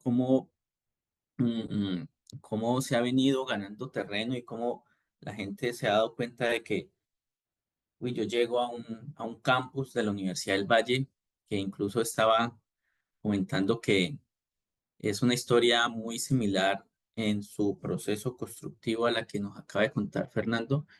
Y nosotros incluso en ese momento estamos analizando cómo ha cambiado ese discurso y cómo ha cambiado esa percepción de lo que es un campus sustentable en la década del 69 que empezó el campus de Meléndez a la actualidad. ¿Cómo ha cambiado ese discurso y cómo ha cambiado esa relación de los actores a lo que es la biodiversidad en el campus? Y otro elemento muy importante dentro de los campus que acaba de mencionar el profesor Fernando es, claro, ellos nacen, incluso la Universidad del Valle nace como lo ha comentado ahorita Fernando, nace a las periferias de la ciudad de Cali y también fue un motor de desarrollo. Pero entonces digamos que luego toda esa matriz urbana la coge y la envuelve y la rodea. Entonces al final lo que tenemos son pequeñas islas que son los últimos espacios que van quedando en la ciudad para como refugio, como para albergar toda esa biodiversidad urbana. Entonces, digamos que en Cali el 70% de la ciudad está inmersa en islas de calor. Y muchas de estas estratos socioeconómicos 1, 2 y 3 no tienen acceso a estas áreas verdes, a lo que le llamamos los parques, y las relaciones que al menos se generan en la universidad son las que ellos pueden tener con su entorno más cercano, que es el ecosistema, todos los humedales, todo el bosque seco que tenemos, que no se da en sus hogares. Digamos que la participación de las comunidades en este proyecto que tenemos como universidad sustentable, desde una sustentabilidad fuerte, es realmente muy importante aquí en la universidad, en cualquier universidad y en cualquier parte donde queramos desarrollar la restauración ecológica. Por eso no soy un crítico de los que hablan de la restauración ecológica pasiva, porque pues, entonces ahí no estamos realmente haciendo restauración. Entonces, digamos que esa es mi respuesta a tu pregunta, Laura, de la importancia de que participemos en estos procesos, pasar de la restauración a la conservación. Eso es lo que nos permite la participación de la ciudadanía. Muchas gracias, Sergio, muy interesante. Además que, em, pues con todo lo interesante que nos dijo Fernando, em, podemos ver la importancia de los campus universitarios, como dices tú, como refugios y últimos parches de espacios verdes que pueden ser refugios para la biodiversidad en las ciudades.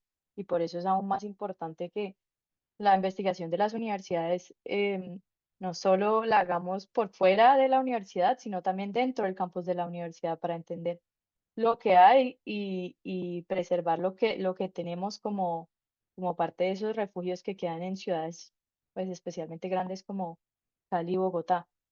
Em, Le doy la palabra a David para que nos cuente cómo su proyecto de investigación puede contribuir a acciones concretas para proteger y recuperar la biodiversidad. ¿Cómo es que Amazon Face nos puede ayudar para contribuir con acciones específicas? David, te doy la palabra. Gracias, Laura. Yo creo que la respuesta es mucho simple. tenemos que luchar contra las emisiones de gases de efecto estufa.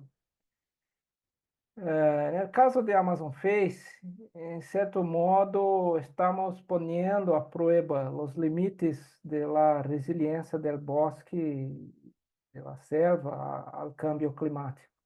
Como disse-les sobre este tipping point amazónico, ya lo vi que hay una pregunta ahí sobre esto y creo que lo que voy a hablar ahora ya responde esta duda. Y claro, esta cosa de la resiliencia y de los tipping points es relevante para toda la cuenca amazónica, que tiene ahí dimensiones continentales. Por isso, não é fácil pensar em ações concretas para proteger esta enorme biodiversidade sem adotar uma perspectiva de larga escala, de ampla escala, porque há dois aspectos aí de Amazon Face. O primeiro é que vamos poder esclarecer, responder quanto a Amazônia ajuda a lutar contra o câmbio climático, absorvendo parte deste CO2 que a humanidade põe na atmosfera. E o segundo aspecto é quão vulnerável ela mesma estará, a selva, a este câmbio climático.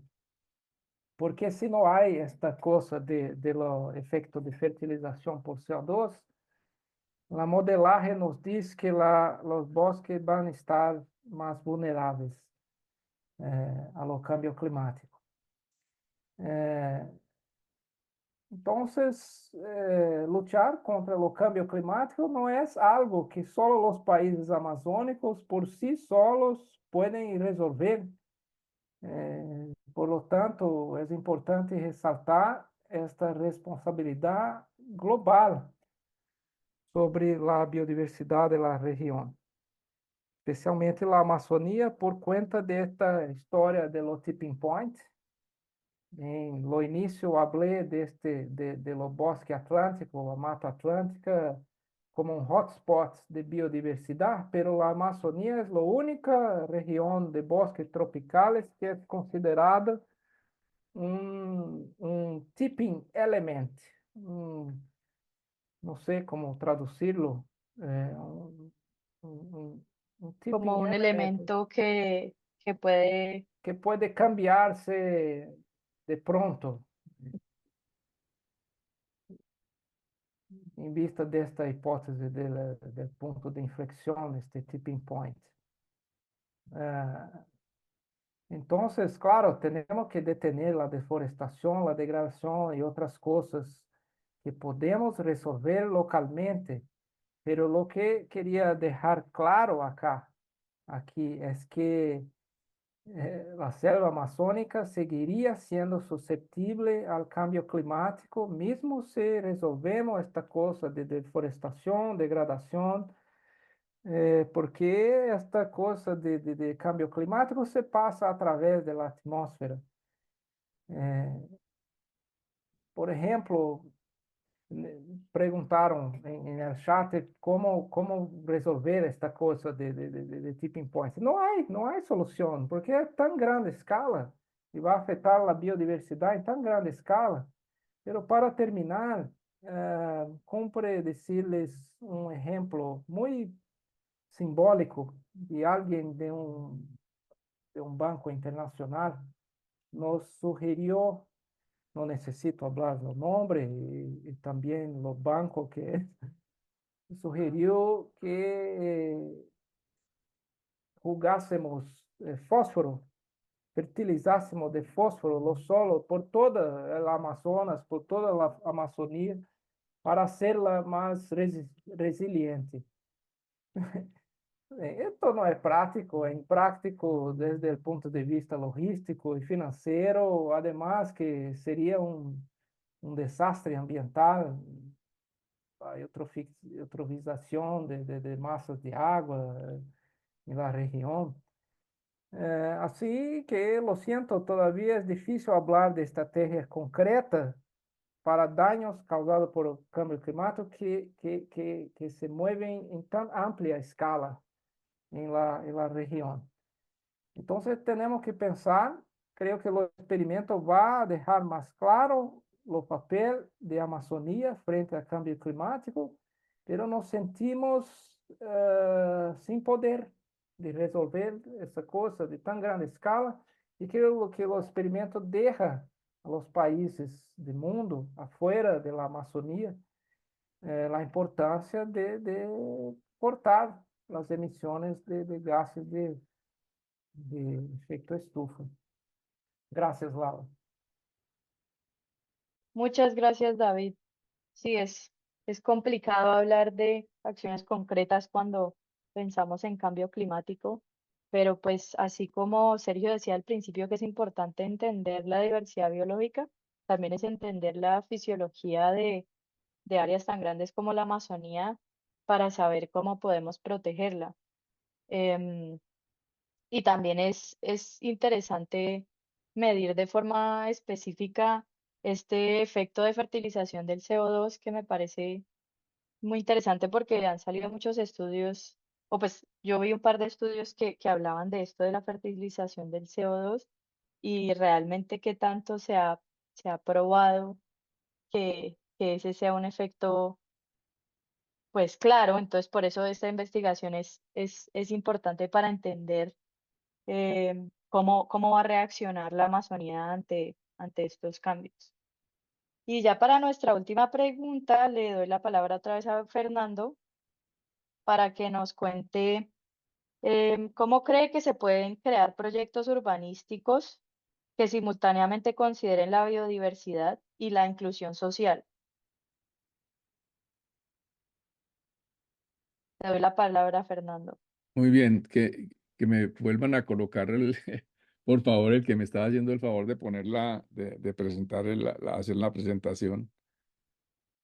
Mientras me ponen la presentación, ¿aló? ¿Sí me oyen? Sí. Emilio, muchas gracias.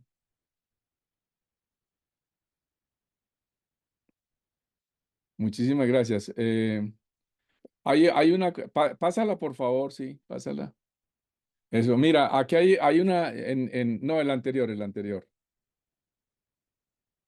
Esa es muy importante porque esa fue la que quedó, digamos, y es la que nos sirve de bandera un poco en esto. En esto, lo último que estaba diciendo David, me parece importante retomarlo porque eh, aquí esto se trata de, obviamente, de una lucha política. Esto no tiene otra salida, esto no lo vamos a resolver por una actitud científica o tecnológica, sino de cómo el conocimiento puede llegar a ubicarse en algún punto del poder en el que pueda, de una u otra manera, asumir el problema más complejo que hemos tenido nosotros y que nos exige una enorme capacidad de comprender y de poder ser creativos en nuevas perspectivas.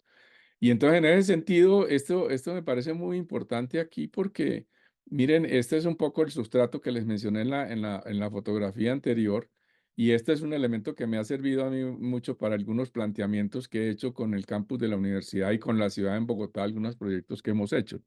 Esto es una parte muy pequeña de toda la estructura ecológica principal de Bogotá, pero es muy importante y tiene que ver mucho con el rescate, lo que planteaba anteriormente en relación con el planteamiento de los campus de las universidades, ¿no es cierto? La universidad en Meléndez, por ejemplo, es un trabajo muy bello, muy importante, a mí me encanta, pero tiene esos problemas que estaba diciendo, entre otras cosas, porque pues cerraron todos los campus. Eso más o menos pasó con el mismo campus de la Universidad de Antioquia. Espero mostrar una foto ahora de eso. Y de la poca consideración que se ha tenido en los campus universitarios y en general de la universidad a nivel nacional, digamos. Pero bueno, aquí quiero señalar esto porque esto me ha servido a mí mucho para hacer algunos proyectos que les voy a mostrar muy rápidamente aquí. A la mano derecha ven ustedes, esa es la estribación de los cerros orientales. Ahí está el Parque Nacional y de alguna manera por ahí pasa el río El Arzobispo, que es el que viene hasta acá, hacia la izquierda, o sea, hacia el occidente. y llevando la perspectiva hasta el campus de la universidad, ahí desaparece y se va hacia la parte izquierda, hacia el norte, digámoslo así. Pero el campus de la universidad era todo prácticamente verde. En este momento tenemos y hemos tratado desde el 2005 hasta ahora, todas las administraciones tratando de rescatar el sentido verde que le mostrábamos al principio. Ahí se ve la articulación que se hace con el Parque Simón Bolívar y con toda la parte del salitre, digámoslo así, y más hacia la izquierda va a quedar el Jardín Botánico. Aquí está el Parque Simón Bolívar y se viene una extensión aquí dando una vuelta que vuelve al campus de la universidad alrededor del Centro Administrativo Nacional, ahí que se ha estado tratando de rescatar y queda como una unidad. En esa unidad, digámoslo así, me he basado yo para tratar de hacer que la universidad sea un núcleo, digamos, tanto de conocimiento, tanto, y esto enfatizo mucho en lo que planteaban ahora, la necesidad de la difusión. Nosotros no, obviamente nos interesa que haya científicos y que conozcamos y que nosotros mismos comprendamos y todas estas cosas, pero lo fundamental, insisto yo, es que eso se convierta, porque es el problema más complejo que tenemos y necesitamos toda la capacidad imaginativa y creativa de toda la población para hacerlo. En ese sentido, entonces, un campus universitario tiene que ser un elemento de espacio público abierto, constante y permanentemente a la sociedad, no como ahora que están todos los campus cerrados hacia la población y no puede entrar la gente y atravesarla como debiera ser, y por lo tanto la relación cultural que se establece con él es tenaz. Pasemos, a ver si alcanzo muy rápidamente, pasemos. Aquí hay algunos elementos de lo último que yo planteaba en la dirección de la estrategia del plan especial de manejo y protección. Sobre la idea, teníamos ahí una línea estratégica, recuperar el proyecto urbano como campo, como proyecto del campus, hacer que el campus sea caminable, que se conecte con la ciudad de manera física. Obviamente renaturalizar la universidad se está haciendo, es decir, sembrando de todas las especies y tratando de recuperar especies aviares sobre todo, pero de todo tipo, eh, y recuperar entonces también la posibilidad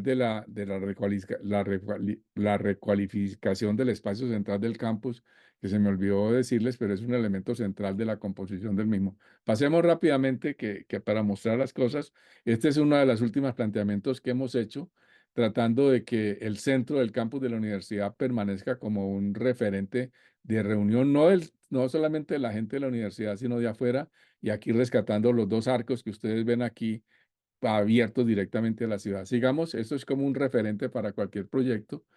Y esto porque, claro, la universidad aparece, o la universidad en una foto como este, aparece como el último reducto, como decía el profesor ahora, el último reducto y el refugio.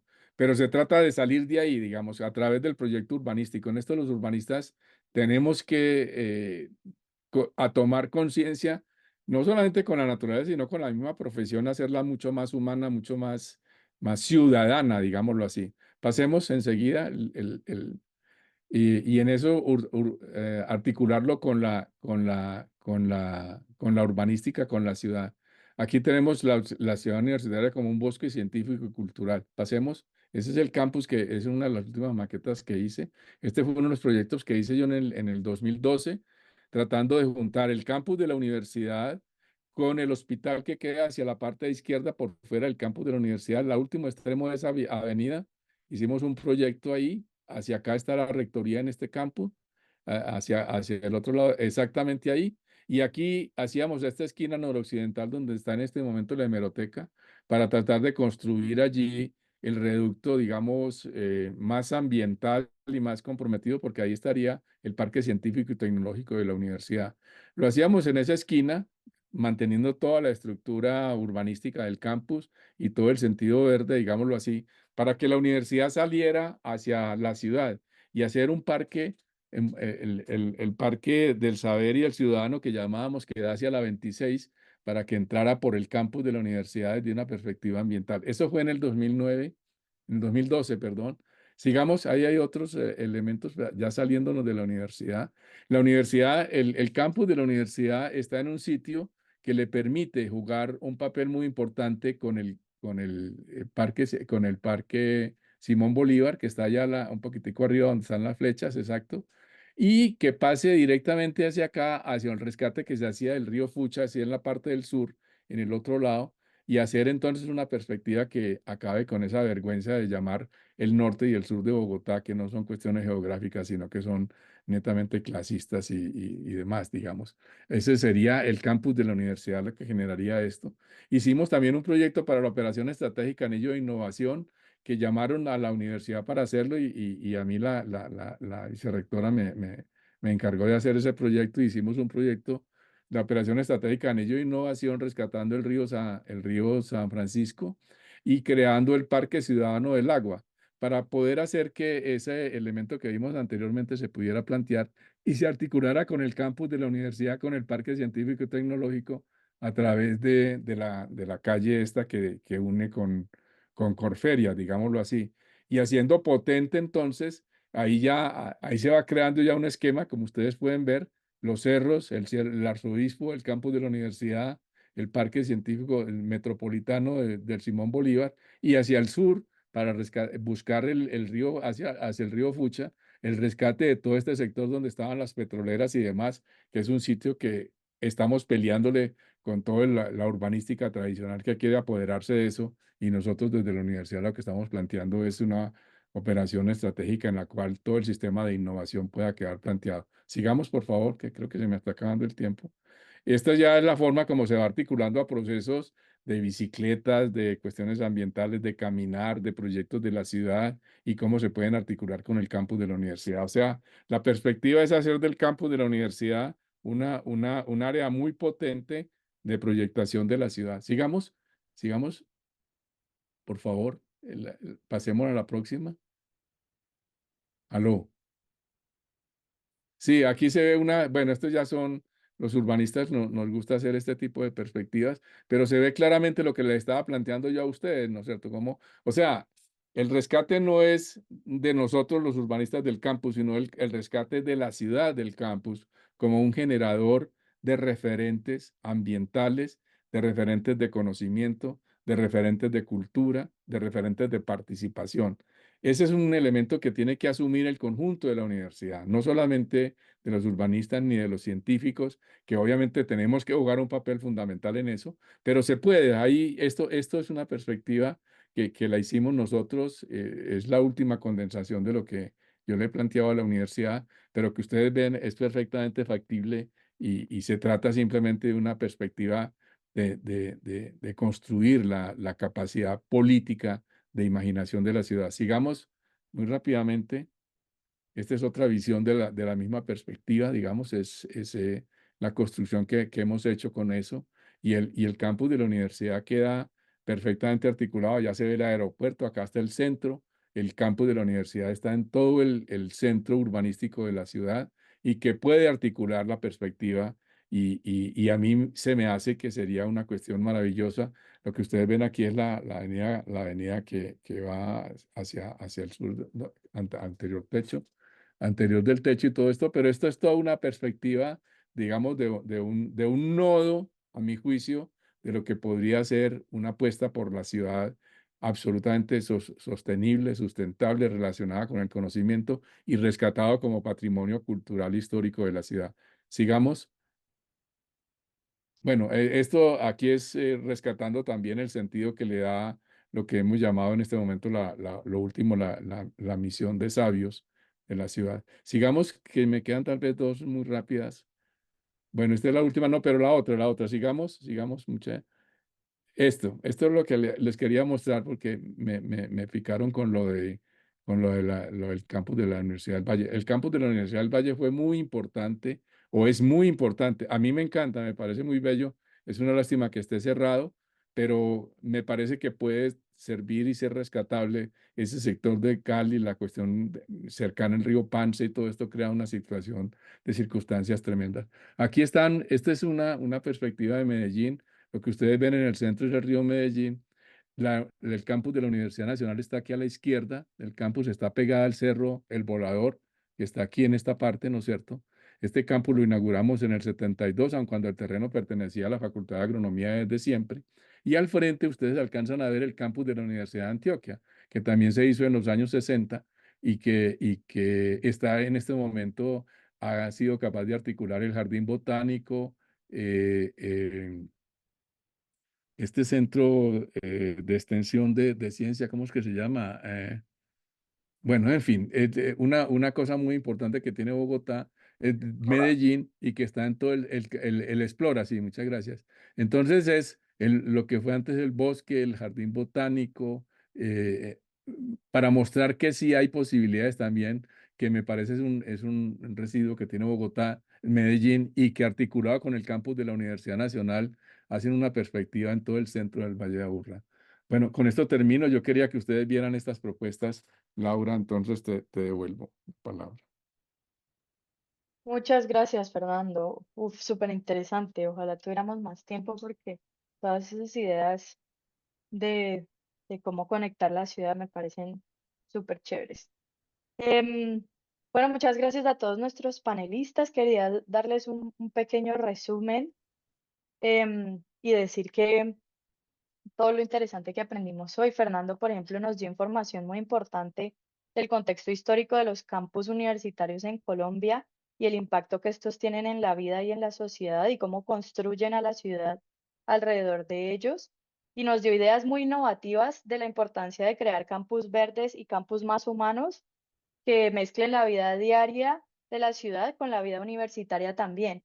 Y además articular estas zonas verdes de otras partes de la ciudad, como jardines, parques, con los campus universitarios, rescatando también zonas de importancia hídrica como ríos y humedales, para crear, como Fernando nos mostró en estas imágenes tan chéveres, corredores biológicos dentro de la ciudad. Por otro lado, David nos contó un poco a mayor escala cómo proyectos como Amazon Face pueden ayudarnos a dar una imagen más clara del impacto del cambio climático en regiones de alta importancia para la biodiversidad y de la riqueza, pues, biológica, de la riqueza hídrica y los servicios ecosistémicos como el Amazonas, para posteriormente poder crear estrategias de conservación en estas zonas.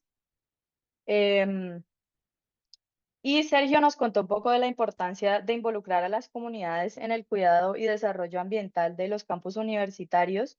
Aprendimos de proyectos donde involucraban a los cabildos indígenas, a estudiantes y a miembros de la comunidad de la universidad, ayudando a crear un campus biodiverso.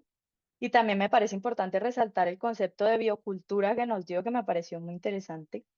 Eh, y cómo es importante tener en cuenta este contexto socioeconómico a la hora de hacer investigación y ir más allá a largo plazo, em, de simplemente hacer la investigación en una zona y desaparecer. Y también resaltar que Diego al principio nos comentó un poco de la importancia de preservar la diversidad genética en los ecosistemas y no solo restaurar por, como nos dio en el ejemplo de corales, no solo poner corales o no solo restaurar con ciertos tipos de árboles, sino tener en cuenta la diversidad genética para garantizar la resiliencia de los ecosistemas y también de involucrar a las comunidades de zonas biodiversas para que estas personas puedan crear otras oportunidades económicas en esta zona y no deteriorarla. Entonces ahí les doy un resumen un poco general de lo que vimos. Quisiera agradecerles a todos por su tiempo, su conocimiento y sus aportes tan interesantes.